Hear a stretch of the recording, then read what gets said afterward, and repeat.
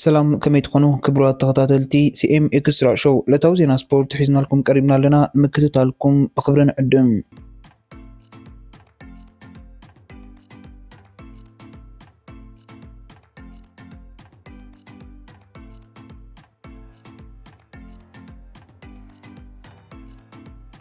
ዓወት ኤርትራውያን ኣብ 2024 ዝለዓለ ብቕዓቱ ዝተበገሱ ፕሮፌሽናል ኤርትራውያን ኣብዚ ዓመት ግን ቁሩብ ዝሓልዩ ይመስሉ ወይስ እቶም ካልኦትዮም በርቲዖም ኣብ ዝሓለፈ ዓመት 2024 ኣብ ወርሒ ሓደ ሓምለ ጥራብ ዘመዝግቡ ዓወት ምስ ንዕዘብ 7 ግዜ ኣብ ፖዲየም ደይቦም ነይሮም።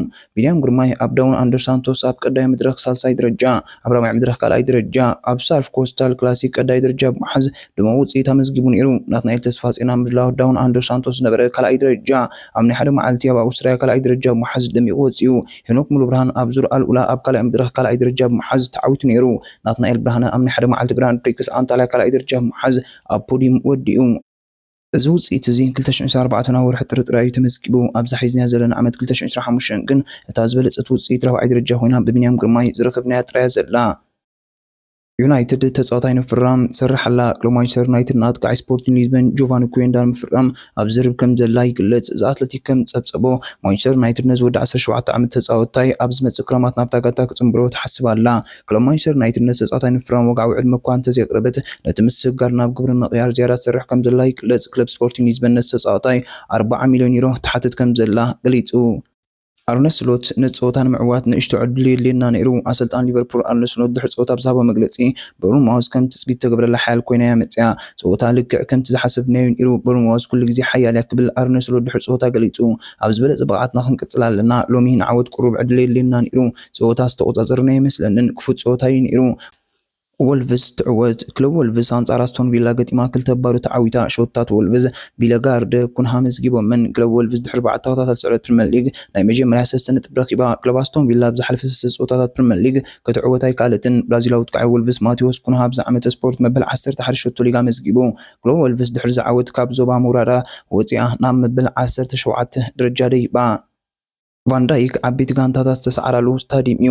ሆላንዳዊ ተኸላኻላይ ክለብ ሊቨርፑል ቨርጂል ቫንዳይክ ጋንቱ ኣብ ብሩማውስ ዝተነጥ ምውሳዳ ብሉፅ ውፅኢት ምዃኑ ገሊፁ። ኣብዚ ክፃወት ኩሉ ግዜ ከቢድ ክብል ቫንዳይክ ተጠቂጹ። ዓበይቲ ጋንታታት ኣብዚ ስታዲየም ከም ዝተሰዓራ እውን ሓቢሩ። ቫንዳይክ ወሲኹ ጽቡቕ ተጻዊትና ኣገደስ ዝተነጥብ ድማ ረኺብና ኢሉ። ኣብዚ ዓመት ክለባት ማንቸስተር ሲቲን ኣርሰናል ናብ ስታዲየም ቪታሊቲ ተጓዒዘን ብብሩማውስ ከም ዝተሰዓራ ይፍለጥ። ዕላማይ ሊግ ምዕዋት እዩ። መሐመድ ሳላሕ ላዕለዋይ መዝጋቢ ሸቶ ክለብ ሊቨርፑል መሐመድ ሳላሕ ሎሚ ዓመት ንዋንጫ ፕሪምየር ሊግ ንምዕታር ቀዳማይ ሸቶ ምዃኑ ገሊጹ። ናይ ሎሚ ዓመት ዕላማይ ፕሪምየር ሊግ ምዕዋት እዩ ዝበለ መሐመድ ሳላሕ ኣብዚ ሕጂ እዋን ናብ ቁኑዕ ዓንፈት ንኸይድ ኣለና ኢሉ። ግብፃዊ መሐመድ ሳላሕ 178 ሾታት ምዝጋብ ኣብ ፕሪምየር ሊግ እንግሊዝ ኣብ ሻድሻይ ዝበዝሐ ምዝጋብ ኮይኑሎ ሊቨርፑል መሪሕነታ ደልዲላ። ሊቨርፑል ንቦርንማውዝ 2 ባዶ ብምስዓር ኣብ ላዕለዋይ ደረጃ ፕሪምየር ሊግ መሪሕነታ ኣስፊሓ። ግብፃዊ መሐመድ ሳላሕ ኣብ ዓወት ክለብ ሊቨርፑል 2 ሾታት ኣመዝጊቡ። መሐመድ ሳላሕ ኣብዚ ዓመት ስፖርት 25 ሾታት ከመዝግብ ከሎ 17 ኣሲስት ገይሩ ብጠቕላላ 42 ጎል ተሳትፎ ገብር ክኢሉ። መሐመድ ሳላሕ ኣብዚ ዓመት ስፖርት መበል 21 ሾቶ ፕሪምየር ሊግ ኣመዝጊቡ። ግብፃዊ ጥቃዒ መሐመድ ሳላሕ መበል 178 ሾታት ፕሪምየር ሊግ ብምዝጋብ ኣብ መበል ሻድሻይ ምዝጋብ ሸቶ ኮይኑሎ። ክለብ ቦርንማውዝ ድሕሪ 11 ፀወታታት ፕሪምየር ሊግ መጀመርያ ግዜ ተሳዒራ። ኣብ ካልእ ፀወታታት ኤቨርተን ሌስተር ሲቲ 4 ባዶ ረቲዓታ። ፉልሃም ኒውካስል ዩናይትድ 2-1 ረቲዓታ። ሳውዝሃምፕተን ኢፕስዊች ታውን 2-1 ረቲዓታ። ሰሌዳ ደረጃ ሊግ ዘን ጋንታታት ምስ ንርኢ ቀዳመይቲ ሊቨርፑል ብ56፣ ሓምሸይቲ ኒውካስል ዩናይትድ ብ41፣ ሻውዒት ቦርንማውዝ ብ40 ዝቕፅል መደብ ፀወታ ዘን ጋንታታት ረቡዕ ኤቨርተን ኣንጻር ሊቨርፑል ብተረፍ ፀወታ ቅዳም ሳውዝሃምፕተን ኣንጻር ቦርንማውዝ። ንሳላሕ ክንሕዞ ንደሊ ኢና። ኣርነ ስሎት ኣሰልጣን ሊቨርፑል ኣርነ ስሎት ግብፃዊ ጥቃዒ መሐመድ ሳላሕ ኣብታ ክለብ ክጸንሕ ከም ዘሎ ገሊጹ። ኣብዚ ቀረባ እዋን ሰበስልጣን ሊግ ስዑድ ዓረብ መሐመድ ሳላሕ ብዝተፈላለዩ ምክንያታት ክለባት ሃገር ኣብ ሕቑፈን ከእትዎ ከም ዘላ ገሊፆም። ኣሰልጣን ኣርነ ስሎት ብወገኑ ርእይቶ ብምግላጽ ንሕና ሓዊሱ ኩሉ ሰብ ንመሐመድ ሳላሕ ይደልይ ኢሉ። ኣርነ ስሎት ወሲኹ ውዕል መሐመድ ሳላሕ ከናውሑ እንደሊ መደብና ንሱ ኢሉ ንዓና ንዑን ዝበለፀ ክውስን ተስፋ ገብር ኢሎም። ሊቨርፑል ቅድሚ ናይ ሎሚ ፀወታ ናብ ልምዲ ዝተመልሱ ኑነዝ፣ ዲየጎ ጆታን ጎሜዝን ምህላዎም ዝያዳ ክትግምገም ምዃና ኣርነ ስሎት ገሊጹ። ኖቲንግሃም 7 ባዶ ብራይተን ዳንካ ኣብ ልዕሊ ገዛእ ጋንትኡ ጊብስ ዋይት ክሪስ ውድ ዊልያምስ ሲልቫ ኣጥቃዒ ኖቲንግሃም ፎሬስት ክሪስ ውድ ኣብዚ ዓመት ስፖርት መበል 17 ሾታት ፕሪምየር ሊግ መዝጊቡ። ክሪስ ውድ ኣብ ናይ ኩዕሶ እግሪ ህይወቱ ኣብ ሓደ ዓመት ስፖርት ልዕሊ 15 ሾታት ሊግ ከመዝግብ እዚ ንፈለመ እዋን እዩ። ሽወለናዊ ጥቃዒ ኣንቶኒ ኢላንጋ ብዛዕ ፀወታ 3 ኣሲስት ገይሩ። ክሪስ ውድ ድሕሪ 68 ዓመታት ኖቲንግሃም ፎሬስት ሲቲ ግራውንድን ናይ ሊግ ሃትሪክ ዘመዝገበ ፈላማይ ተጻዋታይ ኮይኑ ኖቲንግሃም ፎሬስት ድሕሪ ዓወታ 47 ነጥቢ ብምውላል ኣብ ፕሪምየር ሊግ ሳልሳይ ደረጃ ትሕዝ نمزازم وانج عالم سانتياغو برنابو مرتكون روفائيل لوزان اسبانيا مست بورتغالن موروكون بمخان وانج عالم كنتش حساسا بحبر كتنجر كم استمرتي في الليله فتصامي باسبانيا انت تخيلوا اب سانتياغو برنابو واب ستاديوم كامب نو ككات تثبيت يقبر بريزيدنت فدرشن كعسو اسبانيا روفائيل لوزانو بزعبا زو غداي بغازينيات تحتتلو مزازم ጾታ ሳንቲያጎ በርናቡ መርጽ ኩሉ ፕሬዝዳንት ምክንያታት ኣብ ዝገልጹሉ እዋን ሳንቲያጎ በርናቡ ርእሰ ከተማት ሃገር ብምዃና ቀዳይ ምርጫ ይገብራ ኢሉ ስታዲየም ሪያል ማድሪድ ሳንቲያጎ በርናቡ 85,000 ተዓዘብቲ ክሕዝ ዝኽእል ዓቕሚ ኣለዎ ኣብ ባርሴሎና ዝርከብ ሓዱሽ ስታዲየም ስፖቲፋይ ካምፕ ኖ ምሕዳስ ክዛዘም ዝቐረበ ኮይኑ 105,000 ተዓዘብቲ ክሕዝ ትጽቢት ይግበር ኢብራሂሞቪች ቸልሲ ክገዝእ ከሎ ምዕራባውያን ሚድያታት ሩስያዊ ቢሊዮነር እንግሊዛዊ ክለብ ቸልሲ ዓዲቁ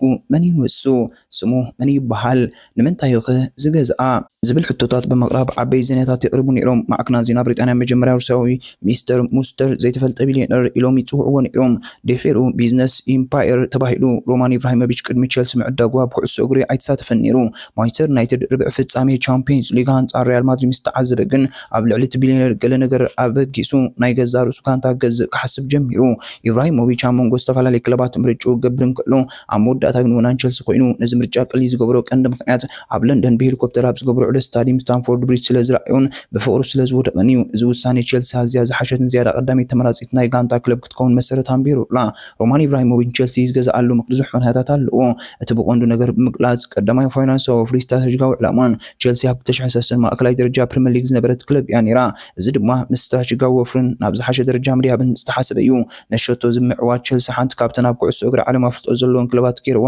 ካልኣይ ፖለቲካዊ ማሕበራዊ ዕላማ ካብ ሩስያ ወፃኢ ሃብቲ ምስፋሕ ንኦሊጋርክ ሩስያ ልሙድ ተርእዩ ንክለብ ቸልሲ ምዕዳግ ንኢብራሂሞቪች ማሕበራዊ ምልክት ኮይኑ ኣብ ዓዲ እንግሊዝን ዓለም ለኸን ፍሉይ ተርእዮ ኮይኑ ኣሎ ሳልሳይ ተወሳኺ ምክንያታት ብፍላይ ኣብ መጀመርያ 2000ታት ዝነበረ ዝተሓላለኸ ኩነታት ቁጠባን ፖለቲካን ሩስያ ኢብራሂሞቪች ንብረቱ ዝሓሸ ቃምጣ ንክህልዎ ኣበርክቶ ገይሩ ክኸውን ይኽእል እዩ እታ ክለብ ክትዓቢ ብምርኣይ ውልቃዊ ክብሪ ናይ ምርካብ ድሌት ውፅኢት ኢብራሂሞቪች ቸልሲ ዓዲቁ ነታ ክለብ ናብ ዝለዓለ ደረጃ ወሲድዋ ብፍላይ ድማ ብዙሓት ዋንጫታት 5 ዋንጫታት ፕሪምየር ሊግ 2 ዋንጫ ቻምፒየንስ ሊግ ወዘተ ክዕወት ሓጊዝዋ እዩ እዚ ውሳነ እዚ ቁጠባ ማሕበራዊ ውልቃዊ ዕላማታት ተዋሃደ እዩ ነይሩ ብፍላይ ሮማን ኢብራሂሞቪች ቸልሲ ምዕዳጉ ቁልጡፍን ስሉጥን ነይሩ ስምዕ ዕድግን ምፍራም 10 ደቂቃ ጥራይ ከም ዝወሰደሉ ይንገር እዚ ድማ ውሳነታት ኢብራሂሞቪች ዘሎ ቅልጣፍን ንጹርነትን ዘርኢ እዩ ብድሕሪ እዚ ኩሉ ዕዳ ቸልሲ ዕዳታ ክለብ ከፊሉ ንመላእ ክለብ ዝቆጻጸር ወናን ብምዃን ናብ ሓድሽ ምዕራፍ ኣትዩ እሱጉም ቸልሲ ሓንቲ ካብተን ኣብ ኩዕሶ እግሪ ዓለም ኣፍልጦ ዘለዎን ክለባት ከውን ዝሓገዘ ወሳንነት በመቀየሩ ነይሩ ኢብራሂሞቪች ነታ ጋንታ ገንዘብን ውፍያት ተጻዋትን ውፅኢታዊ መራርሓን ብምውሃድ ናብ ዓብ ደረጃ ኣዕቢዋ እውን ሮማን ኢብራሂሞቪች ቸልሲ ከም ዝዓደጋ ኣብ ተደጋጋሚ መዘናግዕን ዓብይ ፍቅሪ ኩዕሶ እግርን እምበር መክሰብ ከም ዘይኮነ ይገልጽ ንሱ ብናቱ ዘራርባ ገንዘብ ንምእካብ ቀለልቲ መንገድታት ኣለዉ ሕጂ ክኡል ገንዘብ ኣለኒ ብምባል እዩ ብቀጻሊ ዝዛረብ ነይሩ እዚ ውሳነ ምስ ኩዕሶ እግሪ ዘለዎ ስምዒታት ምትእስሳርን ዓወታ ክለብ ንምዕባይ ዘለዎ ድሌትን ዘርኢ እዩ ሓፂር ሓቀኛ ታሪክ ቅልጣፈን ቁራጽነት ውሳኔ ሮማን ኢብራሂሞቪች ንክለብ ቸልሲ ካብ ታሪኻዊ ውድቀት ኣድሒኑ ናብ ሓድሽ ዓወታት ኣምሪሕዋ እዩ 5 ግዜ ፕሪምየር ሊግ 5 ግዜ ዋንጫ ኤፍኤ ካፕ 3 ዋንጫ ሊግ 2 ዩሮፒያን ሊግ 2 ዋንጫ ቻምፒየንስ ሊግ ሓንቲ ሱፐር ካፕ ኤውሮፓ ሓንቲ ዋንጫ ክለባት ዓለም ኣብዚ ዓለም ትዝበለጸ ወናኒ ክለብ ሊቨርፑል ብዙሓት ረቂባ ካብ 8 ጾታታት ቻምፒየንስ ሊግ 7 ዓወት ዘመዝገበት ክለብ ሊቨርፑል ድሕሪ ቀዳማይ ዙርያ ጾታታት ዝበዝሓት ገንዘብ ከም ዝረከበት ይግለጽ ክለብ ሊቨርፑል ኣብዚ ሊግ ቀዳሚት ኮይና ድሕሪ ምውጻእ ብድምር ሃስታት 100 ሚልዮን ዩሮ ኣታዊ ከም ዝረከበት ይግለጽ ኣብዚ ሊግ ራብዓይ ደረጃ ዝሓዘት ጠላዊት ክለብ ኢንተር ሚላን 9 ሚልዮን ዩሮ ብምእካብ ካልኣይ ደረጃ ክስራዕ ምዃና ይግለጽ ኣብ ቀዳማይ ዙር ቻምፒየን ሊግ ጋንታታት ክንደይ ኣታዊታት ረኪበን ليفربول 9.7 مليون يورو انتر ميلان 9.6 مليون يورو ارسنال 8.4 مليون يورو بارسيلونا 8.4 مليون يورو باير ليفركوسن 8.1 مليون يورو اتلتيكو مدريد 8.5 مليون يورو زكبركم سمعتنا نحجي حزنا زقربنا على توزينا سبورت زكتكتاتلو صنحكم يو ابز قصل مكتالكم ايتقارصو كالون سلازلو تن 4 حقتات شير لايك كومنت سبسكرايب ايتلون ودحنكم أمبسا بني بحار سره أمبسا بني بحار سره أمبسا بني بحار سره أمبسا